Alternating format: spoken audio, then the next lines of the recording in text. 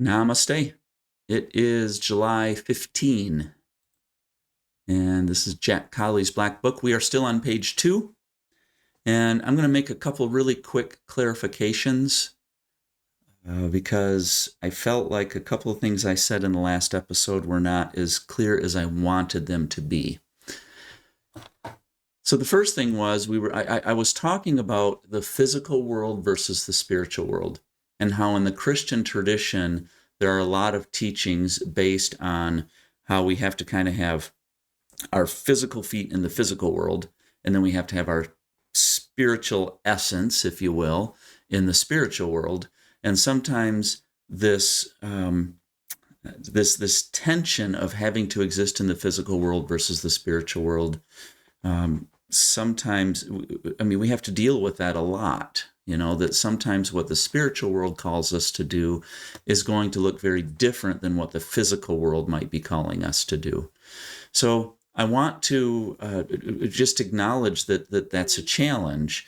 And one thing that I said in the last episode is I said that it's also clear in the Hindu tradition, this separation of physical world from spiritual world. And I didn't like how I said that, because I think in Hinduism, it wouldn't be so much a separation of the physical world from the spiritual world as much as a necessary, kind of form and function type thing, where you just simply cannot have one without the other. And so whereas I think in the Christian tradition, there's more of a separation between the two concepts, I think in the Hindu tradition, there's a little more of a, at least on this side of the grave, before we are separated from our bodies, before we transition into the next life, it's more one and the same, that you can't have the physical world without the spiritual world.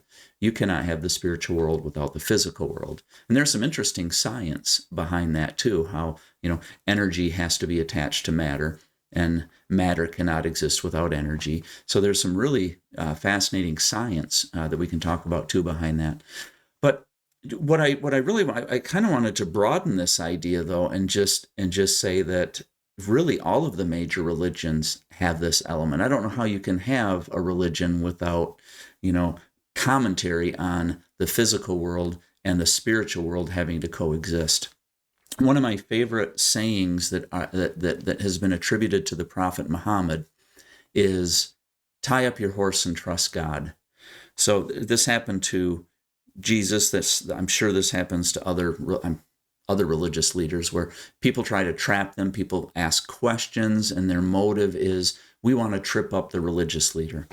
So somebody says to the Prophet Muhammad, which is better? Should you tie up your horse or should you trust God? Because if you tie up your horse, you are obviously not trusting God. And if you trust God, well, then why tie up your horse? And the Prophet Muhammad very wisely said, basically, both. You need to do both. You need to tie up your horse, and you need to trust God.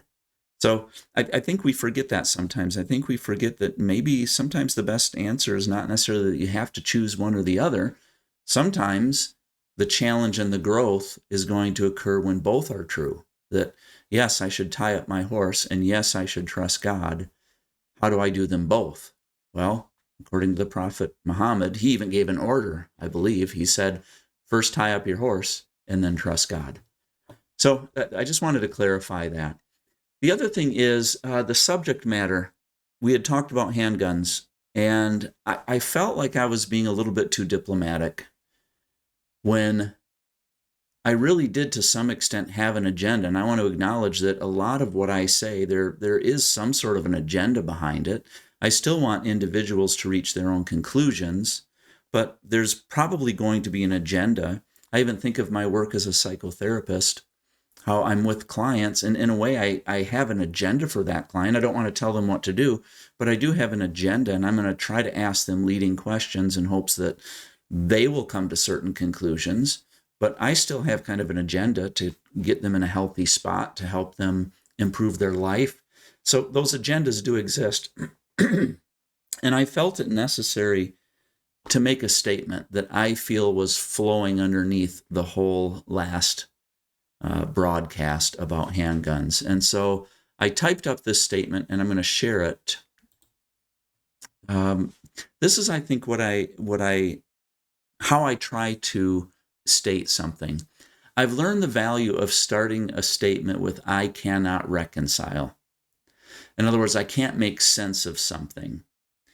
I like stating things like this too, because it's almost an open invitation of, help me reconcile this, help me make sense of this. And so the statement that I typed up is that I cannot reconcile the clearly nonviolent teachings of Rabbi Jesus with using or owning technology designed to harm or kill human beings. I have tried to ask people about this. I realize that this is, in a way, being maybe overly diplomatic, but I think that sometimes being diplomatic is healthy. I mean, I think it's good to say things in a way that we can raise questions without making rhetorical statements, or asking rhetorical questions that are really just making statements.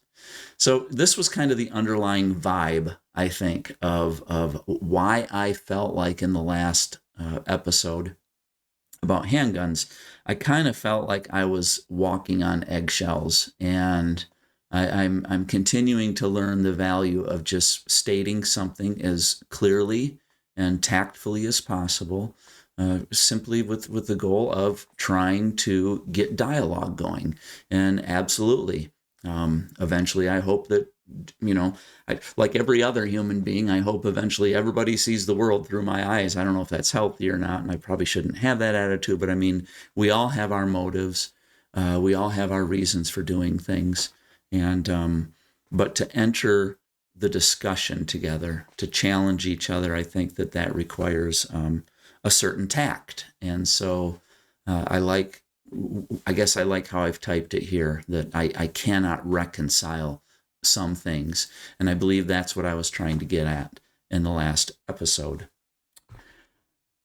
Here's where we're heading in our continued discussion, things that I want to share from the Black Book. I mean, just things that I wrote down. And where I want to go next time is I want to start looking at the gift of gaps. I want to say something, and it's just meant to kind of, I don't know, to get people thinking. This is something that I chew on a lot, and it's the idea of, was original sin necessary? I even worked on a song that I'm going to put out in probably a month here. And the whole idea of the song is, to what extent do we need to have Satan? To what extent do we need to have original sin? To what extent are these elements of the story necessary to drive the story forward? And I call it the gift of gaps. I don't know if we want to say original sin is a gift or Satan is a gift. I mean, I don't know that I would be comfortable quite going that far. And yet I want to start investigating the idea that if it weren't for some of these things, how would I ever have reached an understanding of, I need to work to be a good human being? Or perhaps the idea that I can't ever be good enough, for example, to, that maybe I need to have grace, that these gaps are created somehow. It's looking at perhaps the Garden of Eden, the first story of human existence, and the yin yang. So if the Garden of Eden is the white area right up here, I have a new tapestry in the back. So if this is the Garden of Eden right here, the black dot, which here is represented by a sun. I wish that were just a black dot like the regular yin yang. But the idea that here's the Garden of Eden in all of its perfection, and yet we have this black dot of the serpent. Why in the world would God create the Garden of Eden and create human beings and allow a serpent in there? It's got to be part of the story somehow. So that's where we're going to look and start kind of unpacking things in the next episode. All right. Namaste, my friends.